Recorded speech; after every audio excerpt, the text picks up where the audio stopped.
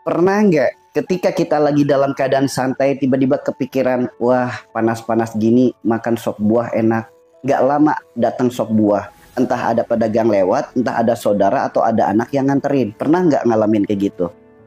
Ya, ini bukti Allah berfirman, Allah sesuai prasangka hambanya. Jadi apapun yang terus kita prasangkakan, apapun yang terus kita pikirkan, itu akan mempengaruhi diri kita. Andaikan yang kita pikirkan penyakit, maka selamanya kita akan merasakan sakit. Kenapa ya penyakitnya nggak sembuh-sembuh? Maka nggak sembuh-sembuh penyakitnya. Kenapa sakitku, aduh sakitku apa, kalau jam segini perutku kambuh, kalau jam segini sakitku kambuh. Maka sampai kapanpun setiap jam itu, setiap waktu itu penyakitnya akan kambuh. Gitu ya. Jadi bahkan hal semacam ini dibuktikan secara ilmu sains. Namanya law of attraction. Terbukti dari pikiran akan melahirkan prasangka. Prasangka akan melahirkan sugesti, sugesti akan melahirkan afirmasi, afirmasi akan melahirkan hipnotis. Dan hal seperti ini sudah dipelajari oleh ulama-ulama kita terdahulu dalam sebuah kitab psikologi Islami. Ternyata dari pola pikir kita akan bisa menentukan diri kita. Lihat orang-orang asam lambung, andaikan dia bisa melepaskan pikiran buruknya, prasangkanya, was-wasnya, ketakutannya, kecemasannya, niscaya dia akan mudah sembuh dari penyakitnya. Namun lihat teman-teman asam lambung, teman-teman penyakit GERD, teman-teman penyakit anxiety, sulit sekali melepaskan ketakutan, kekhawatiran, kecemasan, was-was, panik, merasa nggak betah, merasa nggak nyaman. Pikiran itu terus menghantui. Dianya sendiri tidak ada keinginan, tidak ada kebisaan, tidak ada kemampuan untuk menghilangkan pikiran itu. Karena setiap kali pikiran itu datang, itu justru malah divalidasi, justru malah diiyakan, justru malah dikuatkan. Sehingga penyakitnya semakin parah. Lihat teman-teman asam lambung. Saya tanya teman-teman, teman-teman yang terkena penyakit asam lambung, benar atau tidak? Teman-teman dihantui dengan pikiran, ketakutan, kekhawatiran, kecemasan, bingung, sering merasa nggak betah, sering jantung berdebar-debar, hatinya gelisah, sering ngalamin kayak gitu nggak?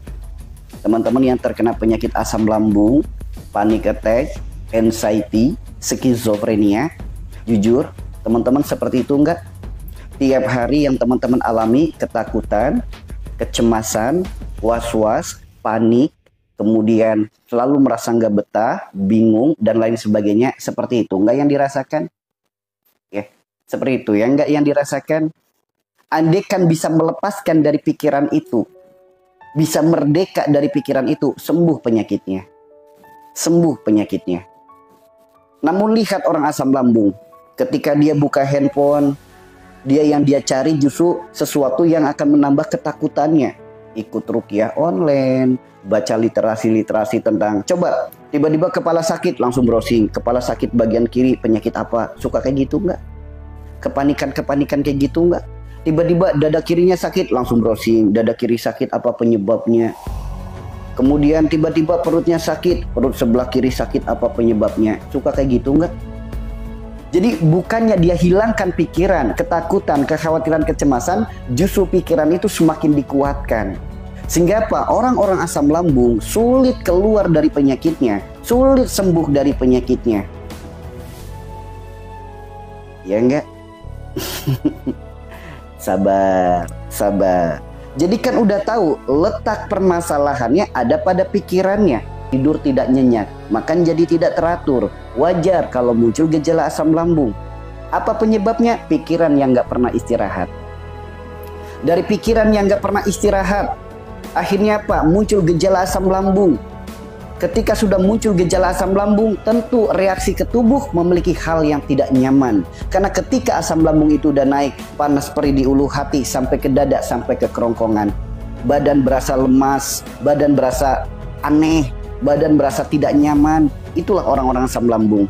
Berawal dari pikiran, berdampak kepada lambungnya, dari lambungnya berdampak kepada seluruh tubuhnya, kemudian berdampak pula pada pola pikirnya. Itu teman-teman. Lantas bagaimana cara keluar dari hal seperti ini? Lihat, Dalam kitab psikologi Islami, lihat teman-teman, asam lambung, kepoli dalam nggak ada diagnosanya, kepoli umum nggak ada diagnosanya, kepoli dalam dicek ada iritasi lambungnya, kepoli syaraf nggak ada penyakitnya. Giliran ke poli syaraf dirujuk kemana? Psikiater. Apa itu psikiater? Ngobatin mental, bukan ngobatin badan. Karena orang asam lambung itu penyebab utamanya dari mentalnya, dari pikirannya, bukan dari lambungnya. Lambung itu hanya sebab akibat, bukan penyebab. Berawal dari pikiran, jadi lambung. Berawal dari lambung, akhirnya mentalnya kena. Ini sudah disebutkan dalam kitab. Secara ilmunya sudah dijelaskan. Baik dalam dunia medis, maupun dalam dunia spiritual, maupun dalam dunia alternatif. Namun yang jadi permasalahan bagi orang-orang yang terkena asam lambung, sangat disayangkan. Orang-orang yang terkena asam lambung, sebagaimana yang disebutkan dalam kitab. Disadari tidak disadari, diyakini tidak diyakini, dianggap tidak dianggap, orang-orang yang terkena penyakit asam lambung akan muncul sifat lalat. Apa itu sifat lalat? Keras kepala. Dikasih tahu bunga lebih wangi daripada sampah, dia tetap memilih sampah. Dikasih tahu kamu harus berpola pikir positif, hidup kamu harus seperti ini, kamu harus semangat. Sok, bukannya ia menuruti apa nasihat dari orang lain, justru dia ikuti sampah dalam hatinya. Apa yang dia ikuti? Alibi. Ngomong mah gampang, soalnya kamu nggak ngalamin apa yang aku alami. Ngomong mah gampang, soalnya kamu nggak tahu ujianku seperti apa. Kamu nggak tahu masalahku seperti apa. Kamu nggak tahu penyakitku separah apa. Sob, jujur, teman-teman yang terkena penyakit asam lambung, kalau dapat nasihat dari orang-orang sekitar Anda, jujur, hatinya suka seperti itu enggak?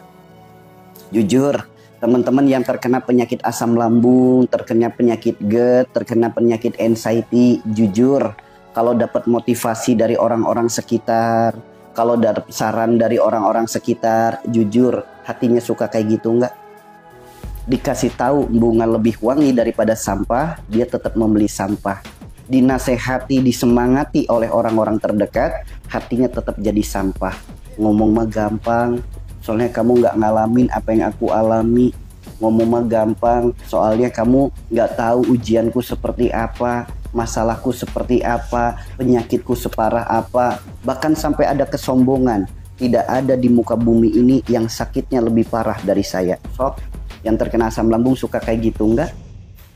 Suka kayak gitu enggak perasaannya kalau ada yang nasehatin? Nah, udah jelas yang sakit bukan pada badannya, yang sakit ada pada mentalnya. Maka obatilah mentalnya.